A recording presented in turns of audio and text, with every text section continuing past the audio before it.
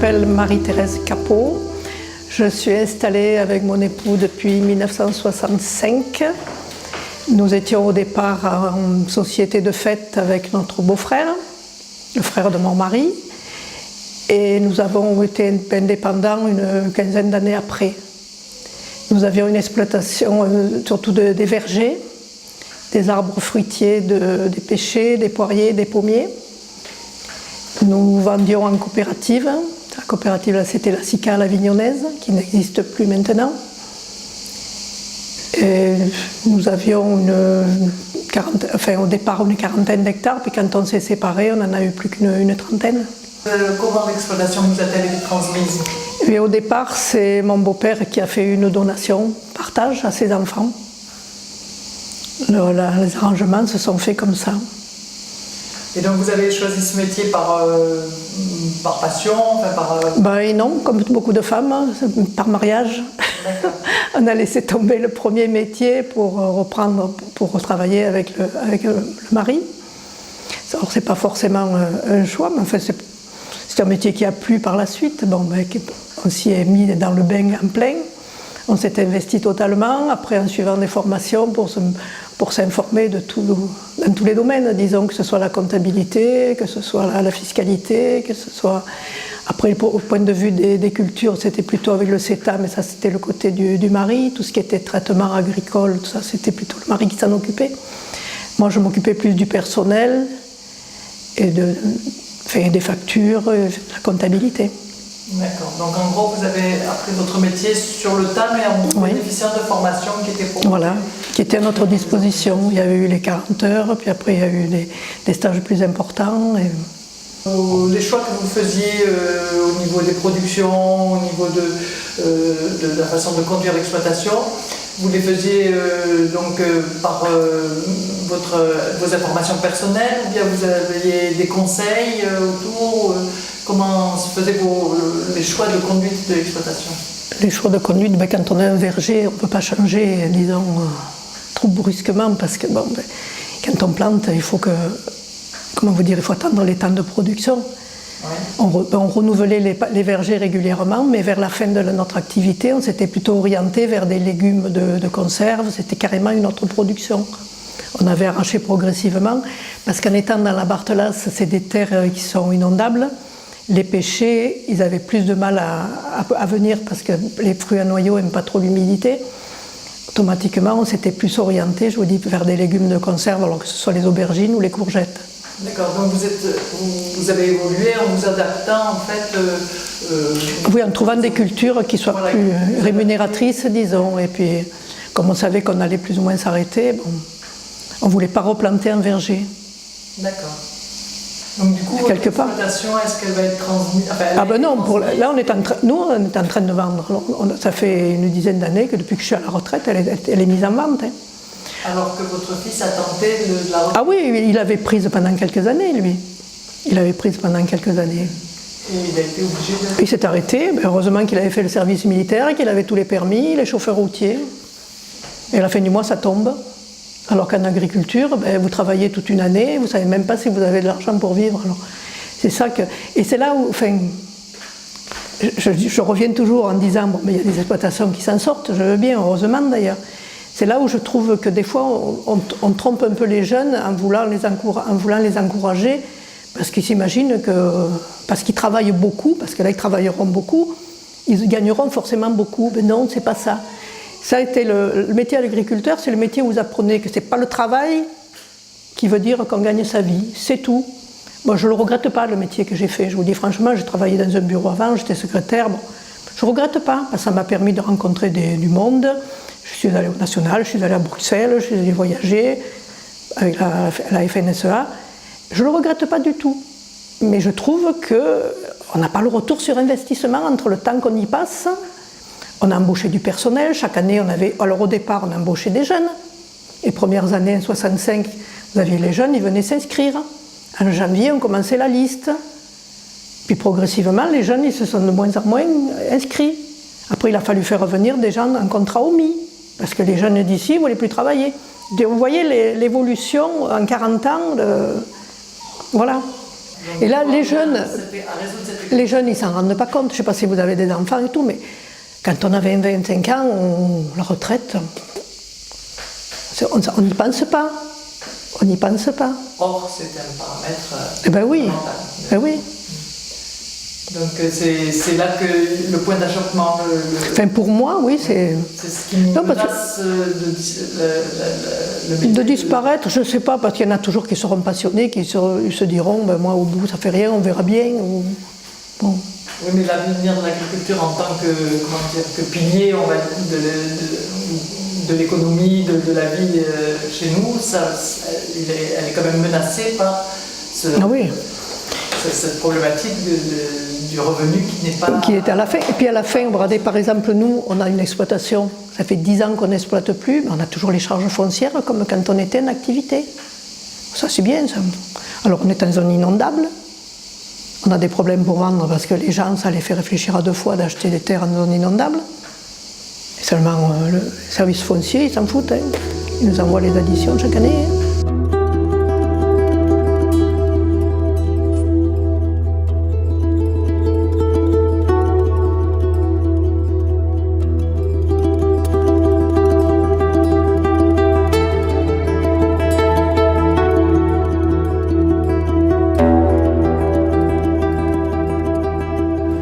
Voilà, je me suis installé, j'avais l'âge de 26 ans, mais j'avais travaillé depuis l'âge de 14 ans. Parce qu'à l'époque, c'était presque tout le monde qui ne suivait pas des grandes études. À 14 ans, ils travaillaient, quoi, ils aidaient les parents, en général. Moi, c'était mon cas. Et j'ai une petite anecdote à raconter. C'était pas que moi, c'était tout le monde, ma femme aussi. On n'avait pas de salaire. Hein. En général, les fils d'agriculteurs n'avaient pas de salaire jusqu'au régiment. On n'était pas malheureux, quoi. Entre nous, on était un peu les chouchoutés de la famille, vous comprenez. Non, mais on n'avait pas de salaire, voilà. Alors, j'ai commencé à 14 ans. Ensuite, je me suis marié, que j'avais quel âge, je ne me rappelle plus, 24 ans, 23 ans, quand je suis arrivé de l'armée, quoi. Et voilà, et j'ai commencé à mon compte à 26 ans. La retraite, je me suis arrêté à 60 ans. Officiellement. Puis après, j'avais gardé un peu de oseille, comme toujours, là, quelques hectares comme ça. Mais officiellement, j'employais plus de personnel, je faisais des céréales, je faisais autre chose. Et puis voilà, je me suis arrêté définitivement, j'avais quel âge, 70 ans. Hein. Voilà, j'ai resté encore 10 ans comme ça, quoi. Mais enfin, c'était plutôt temporaire que permanent, oui. Voilà, c'est tout. Alors, est-ce que vous pouvez nous dire comment l'exploitation vous a été transmise? De quelle façon vous l'avez... C'est-à-dire, mon père, nous étions 4 enfants. Et mon père nous avait fait le partage en 1966. Alors il y a quelques jours. Hein. Et à partir de là, bon, mais chacun des 4 enfants a pris une direction différente, bien sûr. Et nous, alors dans les 4 enfants, on n'avait que 2 maisons, mon père. Nous ne sortions pas de riches, je veux dire. Et alors à ce moment-là, nous, on a construit, où nous sommes toujours, nous avons construit. Ah oui, et voilà. Et après, on a amorti, après ensuite on a fait les hangars, et il a fallu acheter du matériel, il a fallu, ça n'a pas toujours été facile, mais enfin c'est arrivé, quoi, voilà. Donc c'est votre père qui était agriculteur qui vous a transmis l'exploitation? Oui, mais enfin on a acheté des terrains, entre-temps on en a loué, on avait une deuxième petite ferme qui appartenait à la tante de ma femme, et avec qui on a eu pendant une vingtaine d'années, même plus, peut-être 25 ans, hein, bien pesé, un ouvrier permanent, vous voyez. On n'a pas changé 2 fois, il y a eu deux ouvriers, il y en a un qui a eu la retraite, et ensuite on en a pris un autre, puis voilà, et avec qui, malheureusement, aujourd'hui, ils sont décédés, hein, et voilà. Non, il y en a encore un qui habite sur Velleron, là, avec qui des fois il vient m'aider un peu, là. Enfin, c'est comme ça, quoi. Et alors, quel progrès technique vous avez connu entre le moment où... C'est-à-dire que, oui, je n'ai pas commencé par le début, c'est que pendant 4 ans, j'ai travaillé qu'il n'y avait que des chevaux. Vous voyez, il n'y avait que des chevaux. Même sur Perne, il y avait un tracteur qui était la moitié en panne et la moitié il marchait. Il n'était pas à nous, mais il était un agriculteur qu'on connaissait bien. Et après, pendant 4 ans, il n'y a eu que des chevaux. Vous savez, j'ai attelé la lieuse. Moi, je me rappelle, mon père, on attelait la lieuse avec 3 chevaux de front. Je ne sais pas, vous voyez ce que ça veut dire. Hein. 3 chevaux de front, on appelait ça les guides italiennes, il n'y en a plus guère qui seraient les maîtres maintenant. Je me rappelle bien de ça. Et moi, comme j'étais le plus jeune, quand il y avait un cheval qui s'entremblait, c'était moi qui étais chargé d'aller lui tirer la jambe pour, alors vous voyez les mouches l'été quand on moissonnait, je ne vous fais pas un dessin. Voilà, c'était une anecdote. Et ensuite, le premier tracteur, mon père, il avait acheté un Farmal. Et ensuite, quand il m'a cédé le Farmal, quoi. Et ensuite, nous, après, on a acheté un 30 Ferguson diesel. Et puis ensuite, la technique évoluant, on avait un peu suivi, quoi. Mais chose bizarre que je vais vous avouer, là, c'est qu'on n'a jamais acheté un tracteur neuf. Parce que moi, j'estimais qu'avec l'intérêt de à l'époque, on avait de l'intérêt d'argent à 4,5. Et avec l'intérêt de l'argent, on faisait la maintenance du matériel. Voilà, c'est tout. Ma foi, c'était un principe mais il fallait bien que pour qu'il y en ait qui achètent d'occasion, il en fallait bien qu'ils achètent neuf. Hein. Il faut être logique aussi. Hein. Paysans. Hein, vous savez, c'était un peu péjoratif, mais c'était des paysans. Et maintenant, ils s'aperçoivent que quand même on est utile dans la société, je pense, et on est des agriculteurs. Bon, mais ça fait plaisir d'un côté, mais fondamentalement, ça n'a pas changé. Voilà, c'est tout ce que j'ai à dire. Et je souhaite que ça change quand même. Parce que les agriculteurs, il n'y a pas de raison, ils ne sont pas plus bêtes que les autres. Je ne l'ai jamais pensé comme ça, moi, tout au moins. Alors, y a-t-il des valeurs propres à ce métier qu'il faut, selon vous, sauvegarder?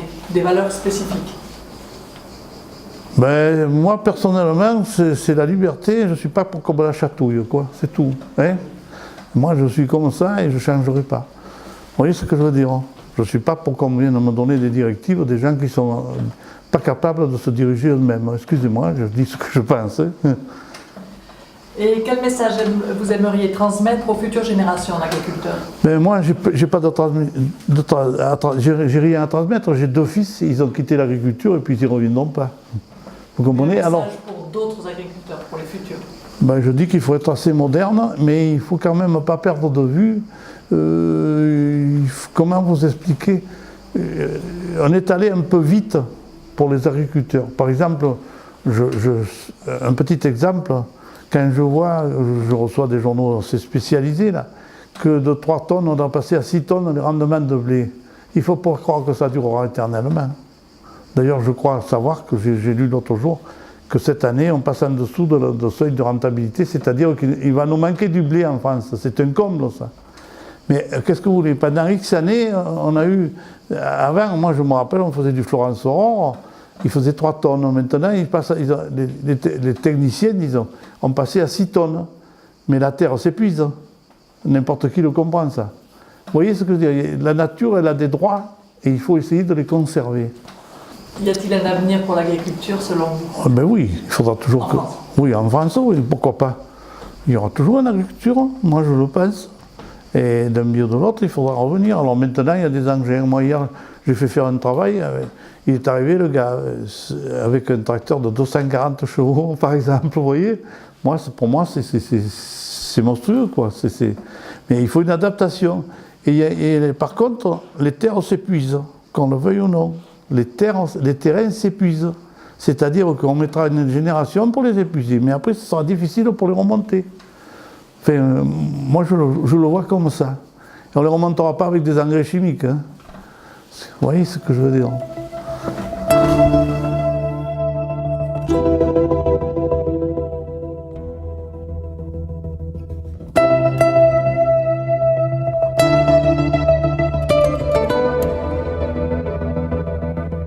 Je suis Maurice Charmasson, demeurant quartier Quittebraille, un drôle de nom, hein, mais c'est comme ça, il a toujours existé ce quartier, et au chemin du Puy.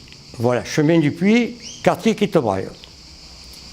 Donc, je suis né le 5 octobre 1932.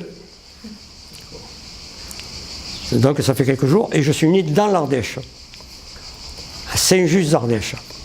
Mon père est venu en 1935 dans cette ferme où nous sommes, comme laitier. Il est venu avec 14 vaches qu'il a ramenées de Saint-Just-d'Ardèche où je suis né. Et c'était une cousine qui avait cette exploitation qui lui a donné en location. Et moi, j'étais son filleul de cette cousine. Donc, c'était ma marraine. Voilà. Et donc, mon père a travaillé à la laiterie, même pendant la guerre, que c'est ma mère qui l'avait remplacé, avec une de mes tantes de l'Ardèche qui était venue aider ma mère pour livrer le lait, parce qu'à cette époque-là, on n'avait pas de coopérative, ou très peu. Et ma mère, avec cette tante, préparait le lait avec des remorques. Elle les cachait par là derrière, quelque part. Nous, elle est dans l'autre remise. Elle partait en bicyclette et elle faisait le chemin à Haute-Tarascon, chemin Saint-Henri, Saint-Ruf et le quartier, et distribuait le lait par litre, avec une mesure. Exploitation, qu'est-ce que vous cultivez? Alors, en 1950, voilà, mon père un jour il me dit, Maurice, il faudrait qu'on décide un peu savoir ce qu'on fait, si on continue la laiterie ou si on change complètement, parce que déjà mon père avait commencé à faire un peu du légume. Et il faisait déjà le mine d'Avignon. Il avait une C4, une voiture C4, mais pas les C4 de maintenant, hein, où le carrossier lui avait mis 2 longerons dessous pour allonger derrière, et il mettait 100-150 kg sur ce porte-bagages derrière. Et alors à partir de là, j'ai dit, écoute papa, moi je serais plus intéressé à faire le légume. Et bien il m'a dit, écoute, il ne nous reste plus que 4 vaches, on va essayer de les débarrasser, mais on va en garder encore une. Pourquoi? Mais parce que pour faire un peu du fumier, qui était très important pour les terres, et puis insensiblement, le jour que la vache a été trop vieille, on s'en est débarrassé, et puis ça a été fini des vaches. Alors dans 52 l'armée, je suis parti à l'armée en 1952, je suis revenu en 53, 54, et en 56, j'étais rappelé pour l'Algérie. J'étais dans le premier contingent des rappelés de la classe 52-2. Donc je suis parti en Algérie 7 mois. Mais bon, il y en a qui n'en sait plus, mais j'étais rappelé, j'ai resté que 7 mois. Et ça, je suis parti au mois de mai, c'était déjà à l'époque où on était en train de mettre les tomates, on était en train de mettre les courgettes, tout cela. Alors ça a été un petit problème pour mon père. Il a fallu qu'il trouve quelques employés de la SNCF pour venir se faire aider. Bon, ça je suis revenu, ça c'est reparti. C'est reparti, puis j'ai pris la suite par rapport au marché. C'est moi qui faisais le marché d'Avignon, où je l'ai fait 34 ans. J'ai fait le mine d'Avignon 34 ans. Sauf le dimanche, que j'y allais pas. Parce qu'avant, le samedi, il y avait le marché. Après, ça a été aboli. Mais à partir de là, on faisait quand même les halles tous les jours. Parce que j'avais beaucoup de clients dans les halles d'Avignon. Comment justement les progrès techniques et la modernisation a impacté votre façon de vivre et de travailler? Ah ben c'est ça. Moi, jusqu'à cette époque-là, on avait un cheval et un mulet et une jument. J'ai acheté ce tracteur, vous voyez là, il est devant vos yeux, 1975. Il est de 1975. Oui. Il date de 1975. Chez Beurré, à Avignon, ils vendaient des tracteurs John Deere, tout ça. Et depuis, je l'ai. Mais par contre, du fait du travail qu'on faisait, on avait beaucoup de motoculteurs. J'avais 3 motoculteurs. Donc un motoculteur avec la fraise, l'autre, la fraise un peu plus petite, et l'autre pour labourer. Pour labourer, voilà. Donc comment je pourrais dire, c'est l'évolution qui nous a poussé quand même. Bon, maintenant ça a changé, tout a changé. Parce qu'en plus, j'avais pas toutes les terres sur place. J'avais une terre à peu près à 500 mètres, 800 mètres. Là. Et donc tout le matériel, il fallait l'emporter. Alors j'avais une remorque qui est là-bas. Ah non, c'est vrai que je ne l'ai plus. Je l'ai plus. Et on mettait le motoculteur dessus, on partait travailler. Comme avec les bêtes, les mêmes choses. Et vous voyez devant vous, vous avez tous les vieux outils que je me suis servi. Des griffons, des charrues, des brabants, qu'on appelle ça. Les 2 versoirs, le griffon pour passer dans les tomates ou dans les aubergines, dans les raies de haricots et tout. Et ça vous a permis de produire plus, de vous agrandir, d'avoir plus de terre? Ah non, ça, je ne me suis jamais agrandi. Non, mais on renouvelait rapidement la marchandise, la culture. Voilà. La place de votre femme, justement Ma femme, non, elle a été reconnue agricultrice parce qu'on a 3 enfants, 3 filles, Donc elle s'occupait des filles, les devoirs, les habiller parce qu'elle était un peu couturière, donc elle faisait leurs robes. Pratiquement jamais acheté un vêtement à mes filles, c'était elle qui les faisait. Voilà. Et elle n'a jamais été sur l'exploitation? Elle venait comme ça de temps en temps, mais le jour que j'avais un petit coup dur à me donner, des fois, mais c'est très très rare. C'est très rare. Voilà. Non, non, elle n'a jamais participé sur l'exploitation, mais par contre, il faut quand même et reconnaître que c'est elle qui faisait toute la comptabilité. Et parce que quand même j'avais 2 salariés. Et donc elle avait sa part quand même. Et elle travaillait quand même sur l'exploitation. Voilà. Et elle n'avait pas d'activité annexe? Ah non, non, non, non, non, non, que les filles. Que les filles. Que les filles. Comment vous avez perçu l'ouverture à l'Europe? Eh bien, je vous l'ai dit tout à l'heure, bon, l'ouverture pour l'Europe, comme elle a été faite en début 1954, 55, 56, mais ça nous a permis de faire des grosses manifestations sur l'autoroute. Je ne sais pas si vous vous rappelez, on a eu à mener des camions à la préfecture du Vaucluse, accompagnés par les agriculteurs et tout, et déchargés dans la rue de la République. Et pour pas que les gens en profitent, parce que c'était encore quelque chose contre nous, on déversait du gasoil. Parce qu'il y avait toujours un véhicule qui nous suivait avec des bidons de gasoil dessus pour arroser la marchandise. Voilà, et ça durait, mais malheureusement, j'ai entendu dire que ça recommence, il y a des endroits qui revident des camions comme ça, parce que bon, c'est, disons, c'est une concurrence déloyale, voilà, on peut le dire, déloyale. Alors, pas plus tard que midi, moi, à 1h, j'écoutais un peu les informations, et sur la 1, et là, il y a quand même une chaîne où ils font souvent des reportages sur l'agriculture et sur les produits, les marchés, surtout sur les marchés, et ils interrogent les gens. Parce que moi, personnellement aussi, je l'ai vu, c'est quelques jours que je suis resté dans l'Isère, je suis allé faire un marché ou deux, mais c'est une catastrophe. Vous avez des courgettes de Hollande, vous avez des courgettes d'Italie, vous avez du fenouil d'Italie, vous avez, enfin, et d'Espagne, ne parlons pas, hein, avec en pleine production comme on a ici quand même. Alors il est évident, il y a le prix qui compte, voilà. Il y a le prix qui compte. Et c'est ce qui provoque beaucoup de désarroi dans l'agriculteur. Voilà. Pour les jeunes agriculteurs, nos jeunes qui se destinent à être agriculteurs, qu'est-ce que vous pourriez leur dire? Moi je vous ai dit, il faudrait qu'ils aient de la volonté. Mais avant, il faut qu'ils réfléchissent bien. Parce que c'est pas parce qu'on entend dire, et il y a une dizaine de personnes qui se mettent à leur compte, des choses comme ça, je veux bien, je le crois, et c'est vrai. Mais pas d'agriculture légumière, pas d'agriculture légumière. Parce que moi, ce que je faisais, il n'y en a plus qui le font. Il n'y en a plus. Les haricots, vous voyez, c'est avec la chaleur qu'il fait, mais on partait avec l'espagnol, on ramassait les haricots l'après-midi. Ou alors on emballait tout ça, parce qu'on ramassait le matin, l'après-midi on ramassait. Et je faisais beaucoup de produits. J'avais jusqu'à 14-15 produits pour le mine, pour mes clients. Et ça, il faut le faire. Non. Mais gens, maintenant, ils se sont plutôt orientés vers un produit, melon, tomate. Alors ça marche tant mieux. Parce que moi, j'ai des voisins où ils ont énormément de tomates et énormément de melons. Ah, ça fait des tonnages. Mais si un jour ça passe à travers. Bon, enfin, ça. Oh, va te coucher, toi, je veux rien de toi, là. Bon, pour conclure, un message positif Eh bien, moi, positif, je suis ravi de ce que j'ai fait. Qu'est-ce que vous voulez que je vous dise? Et j'ai travaillé dur, parce que de 2h du matin que je me levais jusqu'au soir 9h, et sauf le dimanche, ça il faut dire aussi, sauf le dimanche, eh bien, ça ne m'a pas empêché de vivre, d'élever mes filles et de, voilà.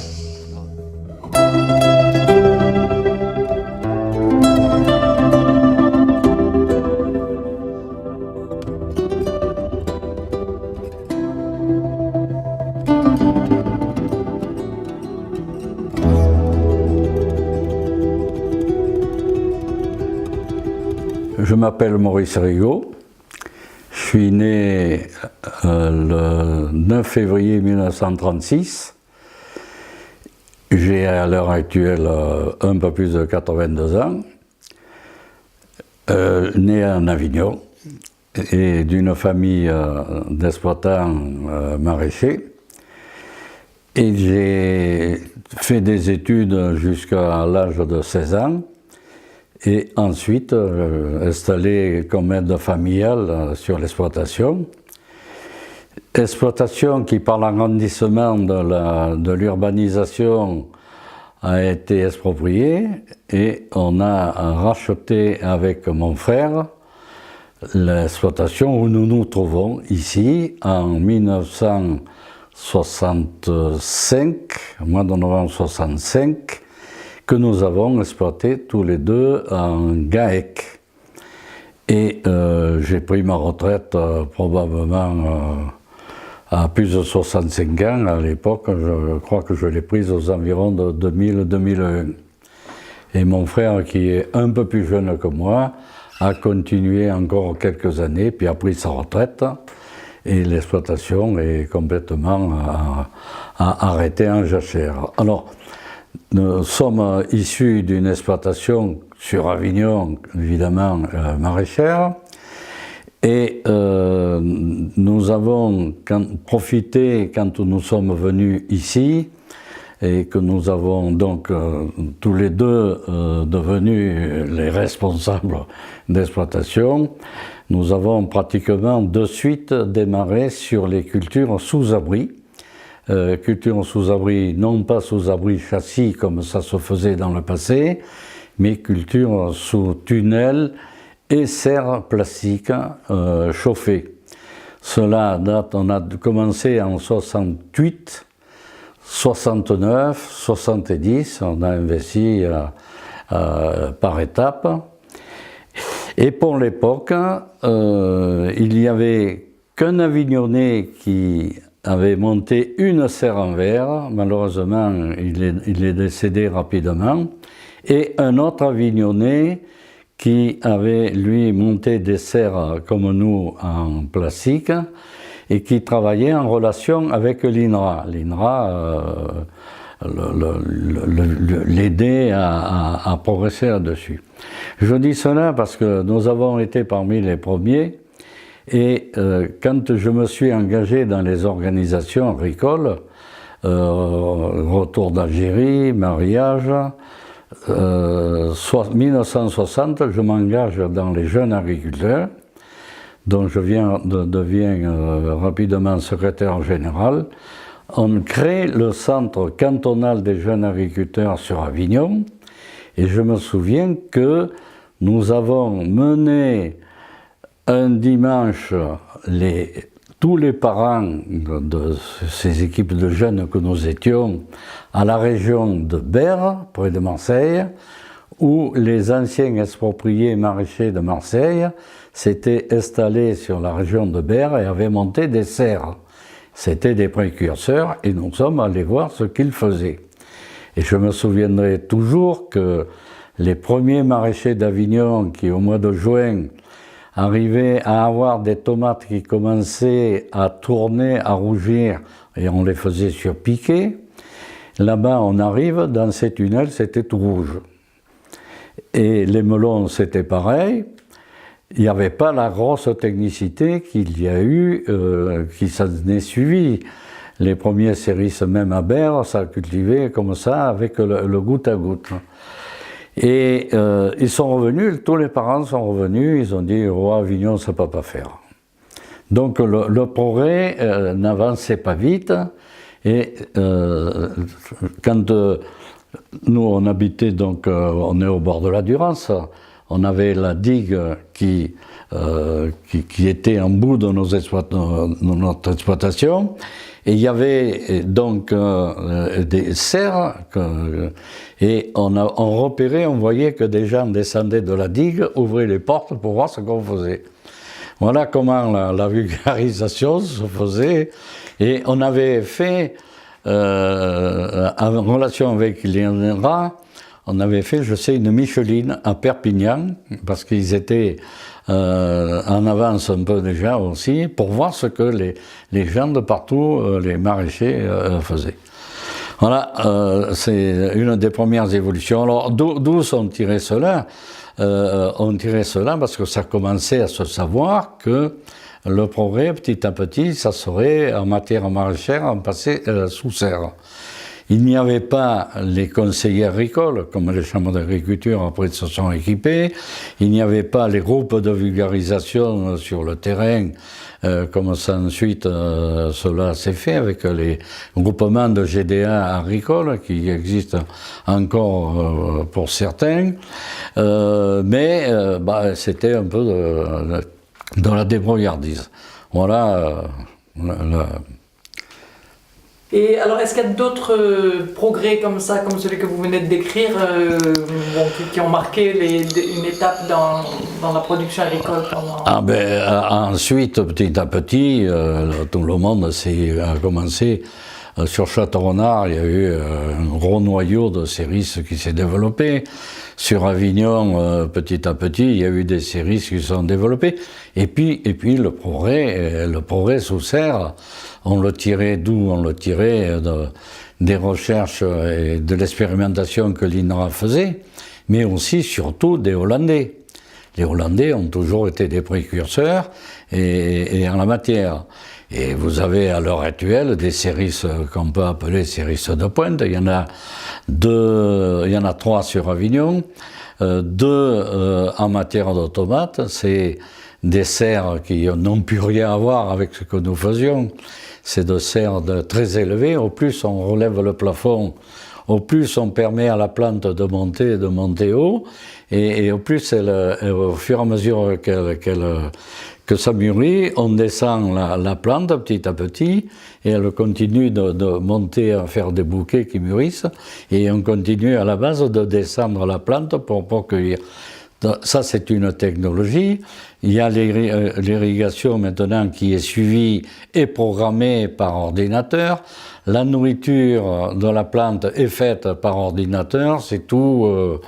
L'aération, tout est calculé au niveau de la serre par ordinateur. Vous en avez 2 sur Avignon qui sont en pointe au niveau de la tomate et un qui, lui, est en pointe sur le concombre et puis la salade. Voilà. Comment vous avez vécu ce qu'on a appelé la révolution silencieuse en même temps que l'ouverture à l'Europe? Quel rôle avez-vous joué dans les combats qui ont été menés à ce moment-là par les OPA? Oui, alors là c'est vaste. Nous, enfin, tous les jeunes agriculteurs à l'époque, leur leader c'était Michel de Baptiste. Il a été président du CNJA à l'époque. Moi, quand je suis devenu administrateur du CNJA de 1964 à 1968, il venait de quitter le CNJA pour entrer à la FNSEA. Et le conflit, à cette époque-là, il était, alors là, générationnel. C'était le conflit des jeunes contre les aînés. Les aînés étaient conservateurs, traditionnalistes, ils ne voulaient pas évoluer. Il faut se rappeler que en 1960-62, il y a eu la loi d'orientation et la loi complémentaire à la loi d'orientation. Et cette loi d'orientation a, à un moment donné, façonné et forgé un peu l'agriculture française. On le doit à qui a été un grand ministre, Pisani, Edgar Pisani, et des équipes à la tête desquelles se trouvait Michel de Baptiste ont discuté et négocié avec Pisani. Et c'est là que est sorti de cette loi les SAFER. Le pays, petit à petit, s'est étoffé par région de sociétés d'aménagement foncier d'établissement rural, qui existent toujours d'ailleurs et qui mènent toujours un rôle. Mais il faut se mettre bien présent dans l'esprit qu'à l'époque, les SAFER avaient le droit de préemption. Et à côté, on essayait de contrôler un peu l'évolution des exploitations avec la notion des cumuls. Évidemment, ça ne plaisait pas à tous les agriculteurs et surtout ceux qui avaient envie d'être puissants et de trop s'agrandir. Et je sais que dans la région, on se battait pour créer la SAFER, les aînés ne le voulaient pas. Et j'ai entendu des réflexions, notamment de dire, bon, allez, on va la créer, mais on la laissera dans le tiroir. Bon, on a fini par créer la SAFER. On n'a pas eu de suite le droit de préemption, parce que la SAFER sans droit de préemption n'a pas de raison de bien fonctionner. Tandis que la SAFER fonctionne bien quand, au courant de toutes les opérations foncières qui se passent, si elle constate une anomalie, quelqu'un qui s'agrandit trop, ou quelqu'un qui n'est pas voisin dans une vente de terre, la SAFER a le droit de préempter pour préserver cette terre à un autre qui a plus de priorité que celui qui voulait l'acheter. C'est ça le rôle de la SAFER. Et il a fallu se battre dans le Vaucluse pour obtenir le droit de préemption. Et je me souviens que le président de la Chambre d'agriculture de l'époque m'a dit tu te débrouilles de faire voter par le congrès de la FDSEA le droit de préemption. Si la FDSEA le vote, la Chambre d'agriculture, on le votera. Et j'étais à ce moment-là secrétaire général de la FDSEA. On a fini par décrocher le droit de préemption. On a voté à bulletin secret et contrôlé à la sortie. Il y avait les comptes, on a gagné. Et la Chambre d'agriculture a ensuite voté le droit de préemption. Voilà, il y avait ça. On a créé en même temps les ADASEA, l'aménagement pour aider les exploitations, et notamment l'ADASEA, ça servait à ce moment-là à servir l'IVD pour ceux qui voulaient s'arrêter, prendre leur retraite anticipée. L'indemnité viagère de départ. Donc ça a été quelque chose de très important, mais là aussi, il a fallu créer les ADASEA contre les aînés qui freinaient, qui ne voulaient pas créer les ADASEA. Bon, je pourrais vous en citer sans arrêt. La bagarre ne se menait pas à l'intérieur du syndicat sur des philosophies ou des idéologies différentes, c'est venu après. Mais là, c'était les jeunes contre les aînés. Alors, l'Europe, bon, on était dans la naissance du marché commun, et très vite, on s'est aperçu, nous, dans le Midi, avec nos productions, les fruits et légumes, la viticulture, l'horticulture, c'est les trois grandes productions qu'on retrouve dans les départements du Midi, eh bien, on n'était pas des plus concernés par les règlements communautaires. Je m'explique, le marché commun, c'était d'abord la préférence communautaire. Chaque pays devait s'approvisionner à l'intérieur de l'Europe. Mais en fonction de règles qu'on n'a peut-être pas suffisamment à l'époque essayé de voir leur absence, les conséquences que ça pouvait avoir, c'était les règles sociales et les règles fiscales. Mais on s'est aperçu de suite, nous, que l'Europe, elle était qu'à 6. Il faut ne pas oublier cela. Et quand, au bout de quelques années, l'Espagne n'était pas du marché commun et on avait les importations en permanence de l'Espagne. D'où, sur le plan syndical, les réactions sur le terrain, les manifestations, vidage de camions, en matière viticole, vidage de cuves, etc., etc. On connaît ça depuis plus de 50 ans. Moi, je sais qu'on a été avec les gens de Perpignan dans les premiers, le Vaucluse, à vider les camions espagnols. Voilà.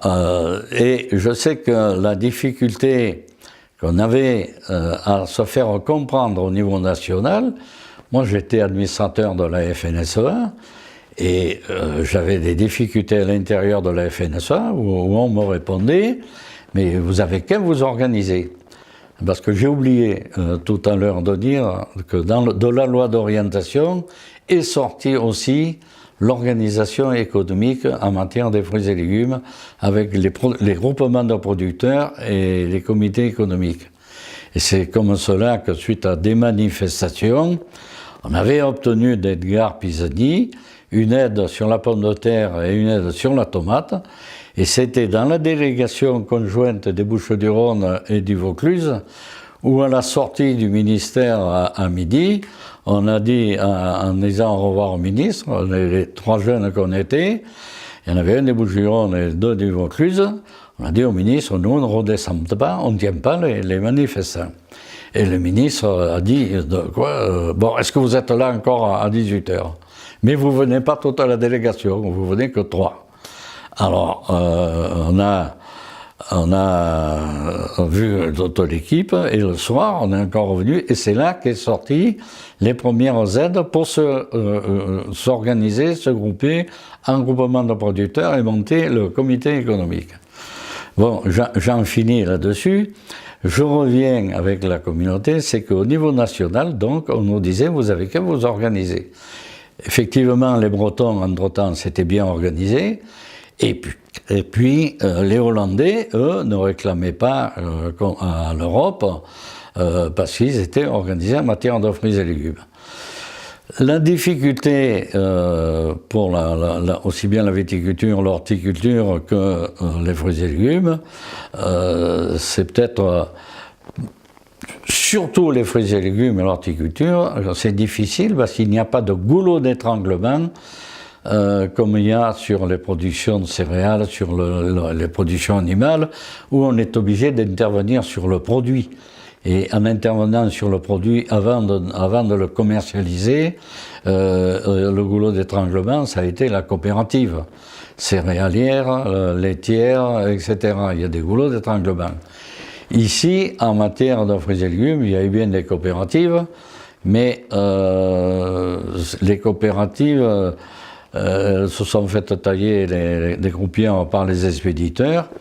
Et on voit bien que comme on n'a pas réussi à organiser globalement toute une région, ben petit à petit, le marché les régions fruits et légumes, surtout le Midi, petit à petit ont disparu.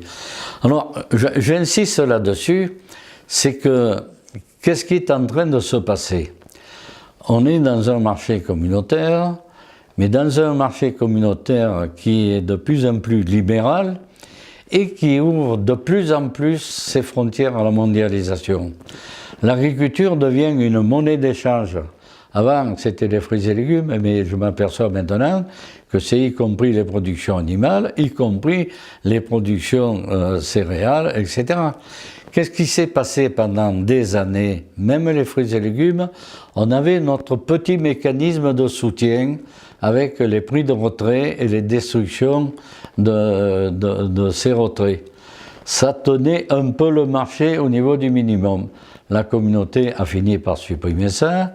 Comme en matière viticole, on a supprimé des tas de mécanismes de soutien. Ce qui fait que je constate maintenant qu'on a supprimé les quotas. Et il n'y a plus de mécanisme de régulation de marché communautaire pour quelque production que ce soit. On est rentré dans un libéralisme total, ouvert à la mondialisation. Alors, si on ne veut plus d'agriculture, alors arriveront à subsister les pays qui ont les prix de revient les plus bas. Et qu'est-ce qu'on s'aperçoit avec un pays qui n'est pas dans la communauté, mais qui est un peu libre maintenant, c'est l'Ukraine, qui devient un des gros pays producteurs de céréales, qu'il avait été dans un passé très, très, très lointain. Voilà, on a vécu le passé communautaire. Quel avenir pour l'agriculture aujourd'hui? Bah écoutez, moi j'ai quand même déboyé et j'essaye de suivre un peu ce qui se passe, mais je n'ai pas la faculté totale de pouvoir répondre à une telle question qui est difficile. On voit petit à petit des producteurs qui essaient de s'en sortir en essayant toutes les nouvelles technologies. Il y a l'évolution sur le bio. Le bio, c'est quelque chose que le consommateur cherche de plus en plus, mais la France ne sera pas capable de faire tout le bio, et on importera de plus en plus de bio.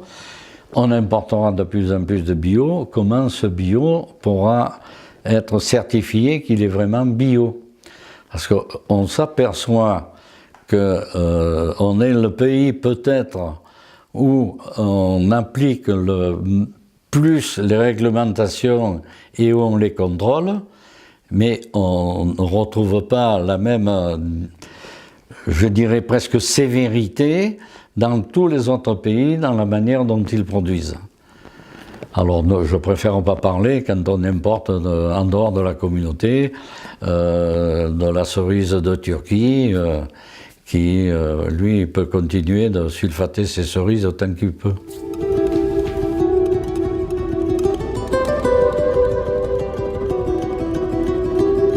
Voilà, bonjour, merci de venir interviewer un agriculteur retraité. Voilà, donc je suis né le 8 octobre 1948. Je suis né à Rovez-du-Bion, sur le plateau. Sur le plateau, je suis le fils d'un agriculteur. Et je me suis installé en 1970 à Blovac. À l'occasion d'une rencontre, j'ai rencontré mon épouse qui est originaire de Blovac. Et c'est pour des raisons familiales, je me suis installé à Blovac parce que moi j'avais fait des études pour être mécanicien et j'avais travaillé en 66-67 et le premier semestre 68 avant les événements. J'ai travaillé à Sceaux dans un garage où effectivement j'ai exercé mon métier de ma formation.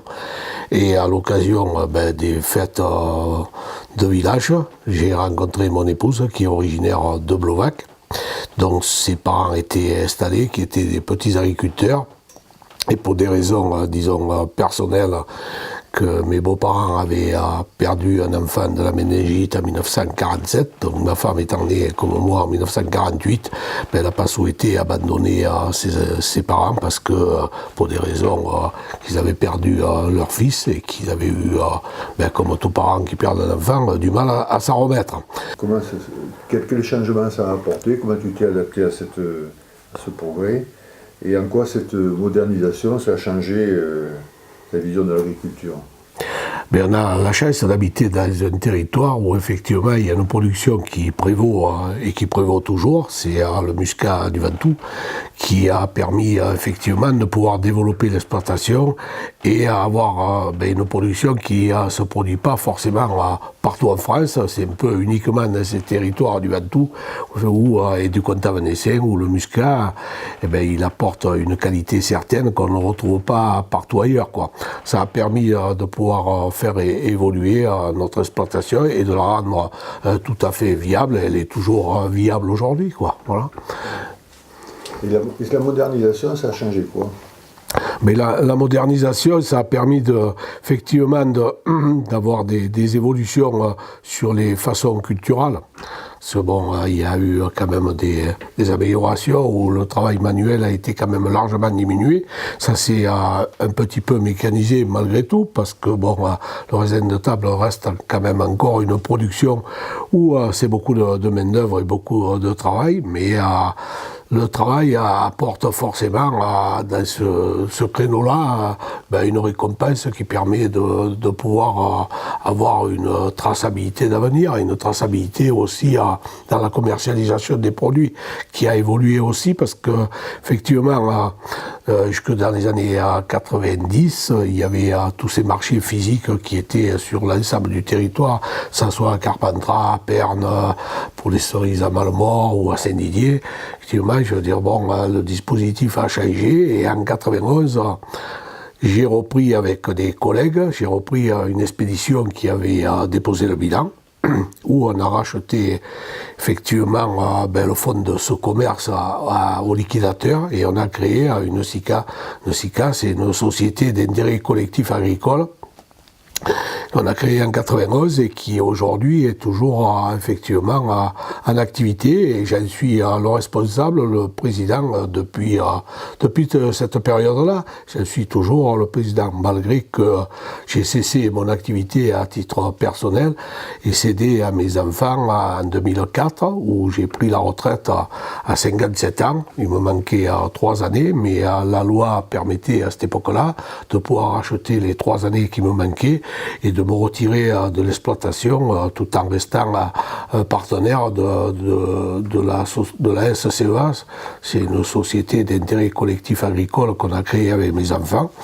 Et donc j'ai resté partenaire jusqu'en 2010 environ. Et aujourd'hui, je suis complètement retiré des activités, si ce n'est la présidence de la SICA du domaine de la Croisette.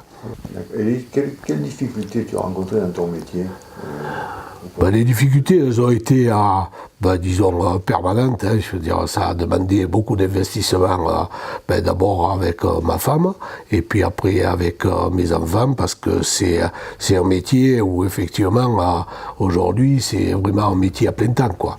Y compris dans les saisons de repos, les saisons hivernales, où on se doit, effectivement, de continuer à travailler, préparer la saison, entretenir le matériel, et voilà, le fait qu'on ait eu une formation, moi et mon fils, ça a permis de faire l'entretien et de faire les réparations et de pouvoir aménager un certain nombre de matériel qui permet de valoriser l'exploitation et de faire des économies d'échelle, puisque tout ce qui était fait par moi ou mes fils, ça a permis de faire des économies et de pouvoir y retrouver un certain nombre de ressources que certains agriculteurs ne peuvent pas avoir puisqu'ils n'ont pas les connaissances.